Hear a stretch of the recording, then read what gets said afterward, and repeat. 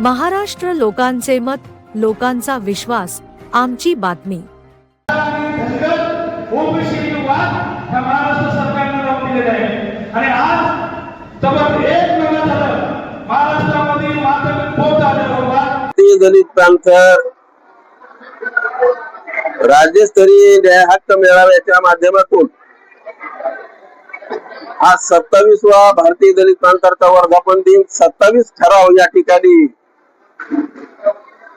सन्माननीय महाराष्ट्राचे उपाध्यक्ष उदगीर नगर परिषदेचे नगरसेवक यांना त्याचं वाचन केलं आणि 27 ठराव या ठिकाणी पारित झालेले आहे आणि 27 ठराव प्रत्येक महाराष्ट्रातल्या जिल्ह्यामध्ये जिल्हाधिकारी यांच्याकडे या निवेदनाद्वारे आम्ही निवेदन करून त्या जिल्हा अधिकाऱ्यांना ज्या काही त्यामधील मागण्या आहेत त्या 27 मागण्या प्रत्येक जिल्हाधिकाऱ्याने प्रत्येक जिल्ह्याच्या या राज्यातील त्या खऱ्या अर्थानं त्यांच्या माध्यमातून सोडवाव्यात किंवा शासन प्रशासनाला त्या कळवाव्यात।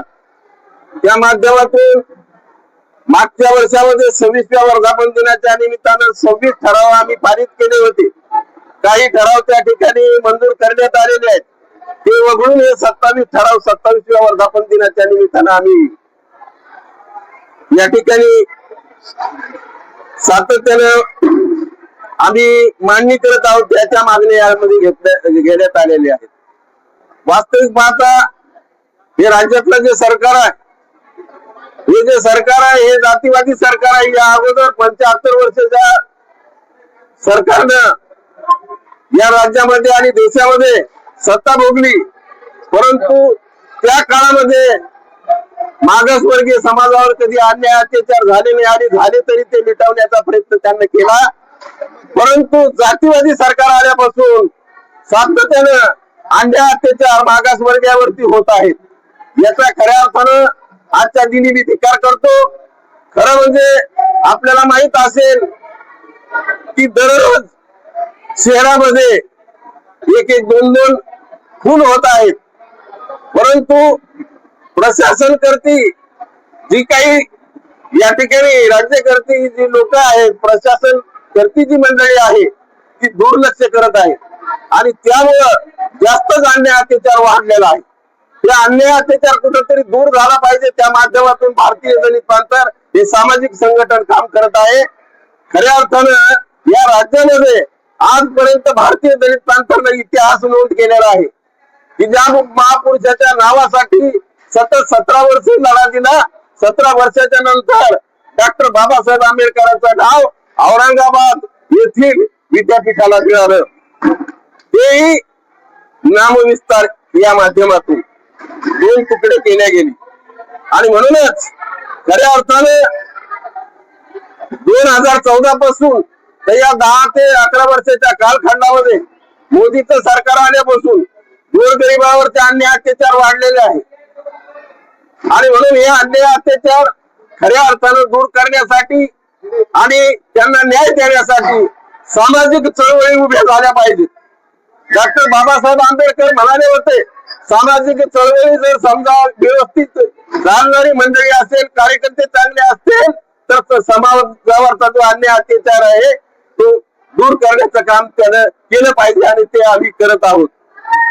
परंतु या माध्यमातून काय झालेलं आहे की आता उपवर्गीकरणाचा जो प्रश्न आहे, खरं म्हणजे लहान आणि मोठा भाऊ तर आम्ही म्हणणार नाही, परंतु आम्ही भाऊ आहे, भावाभावामध्ये झगडे लावण्याचं काम हे राजकीय पुढारी करत आहे त्यांच्या खऱ्या अर्थानं त्यांना वोटिंग होण्यासाठी आणि आमचं वोटिंग फोडण्यासाठी। आमची फार मोठी ताकद आहे।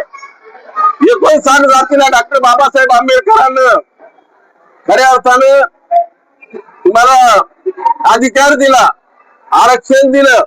त्या आरक्षणाच्या माध्यमातून नगरसेवक होऊ शकतो, सभापती होऊ शकतो, आमदार होऊ शकतो, खासदार होऊ शकतो आणि कार्यक्रमाला येणाऱ्या पळून जाणाऱ्या आमदारांसारखे आणि या ठिकाणी मंत्री देखील होऊ शकते। परंतु या वोटिंगमुळे आणि तो अधिकार डॉक्टर बाबासाहेब आंबेडकरांना या 59 जातीला आम्हाला दिला आणि आमच्या जाती जातीमध्ये आमची एकी फोडण्याचं काम हे खऱ्या अर्थाने हे गद्दार सरकार करत आहे, याचा मी धिक्कार करतो.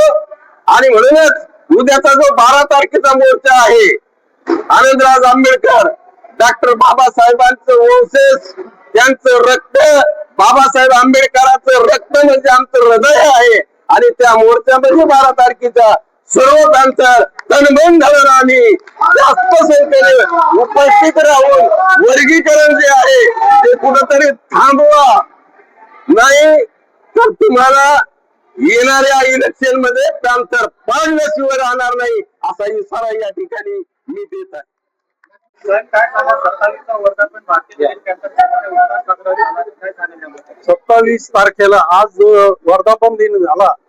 लक्ष्मण भुतकर साहेब अध्यक्ष सन्माननीय 27 वर्षापासून सातत्यानं दलित पॅन्थरचं काम करतो आणि प्रतिवर्षी हा वर्धापन दिन या ठिकाणी साजरा केला जातो. प्रत्येक वर्षी किमान 50 लोकांचा सत्कार या ठिकाणी केला जातो. त्याचप्रमाणे माझा सुद्धा, मी पंचायत समिती वैजापूरचा सभापती होतो, जिल्हा परिषदला माझी पत्नी अध्यक्ष होती. माझा सुद्धा त्यांनी सत्कार या निमित्तानं ठेवलेला होता. त्या सत्काराच्या निमित्तानं आज मी या कार्यक्रमाला मुद्दाम होऊन हजर होतो. अतिशय चांगल्या प्रमाणामध्ये कार्यक्रम हा पार पडला. मी ही एक संघटना आहे, या संघटना मी नामांतरापासून ओळखतो. त्याच्याही अगोदर ज्यावेळेला दलित पॅन्थर उदयाला आलं, या दलित पॅन्थरच्या संघर्षामुळेच बाबासाहेबांचं नाव या विद्यापीठाला मिळालेलं आहे. ते एवढं या निमित्तानं मी या कार्यक्रमाच्या निमित्तानं सांगे. 30 धुळा आज लक्ष्मण भुतकर या जुन्या जाणत्या माणसांनी आतापर्यंत ती टिकून ठेवलेली आहे, याचा आम्हाला अभिमान आहे. आणि म्हणून लक्ष्मण भुतकर जिथं असतील तिथं आम्हीही त्यांच्या पाठीमागे भक्कमपणाला उभं आहोत, ही या ठिकाणी या निमित्तानं मी सांगतो.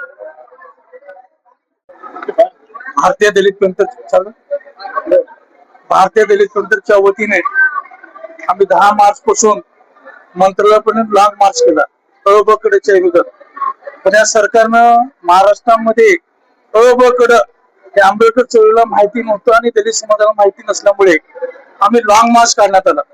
मुंबईपर्यंत लॉंग मार्च गेल्यानंतर महाराष्ट्रामध्ये आमच्या लॉंग मार्च मुळे सगळे आंबेडकर चळवळी एक झाली आणि या महाराष्ट्रातल्या सरकारला जागा आली.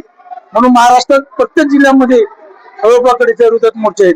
पण ह्या सरकारनं अळोबाकडे रथ या ऑगस्ट महिन्यात नाही केलं तर दलित पंथाच्या वतीने आम्ही सुप्रीम कोर्टावर मोर्चा करणार आहोत.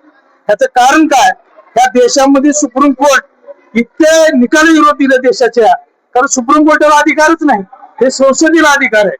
म्हणून येणाऱ्या काळामध्ये दलित पंथाच्या वतीने सुप्रीम कोर्ट आणि राष्ट्रपतीवर मोर्चा करण्याचा निर्णय आम्ही घेतलेला आहे.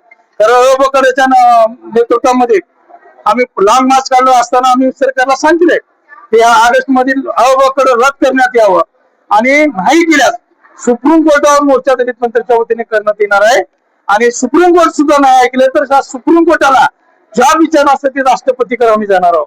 तर राष्ट्रपती आणि संसदेला अधिकार आहे, सुप्रीम कोर्ट हिला अधिकारच नाहीत, राज्याला अधिकार नाहीत, सुप्रीम कोर्टाला अधिकार आहे. पण ह्याने आपल्या आपल्या मनचा राज करत असल्यामुळे आम्ही सुप्रीम कोर्ट आणि राष्ट्रपतीच्या नेतृत्व राज्यावर मोर्चा करणार आहोत. वर्गीकरणामुळे ज्या 59 जाती आहे यांच्यामध्ये फूट पाडण्याचा जो सरकारचा घाट आहे, याकडे तुम्ही कसं उचलून लावणार याला?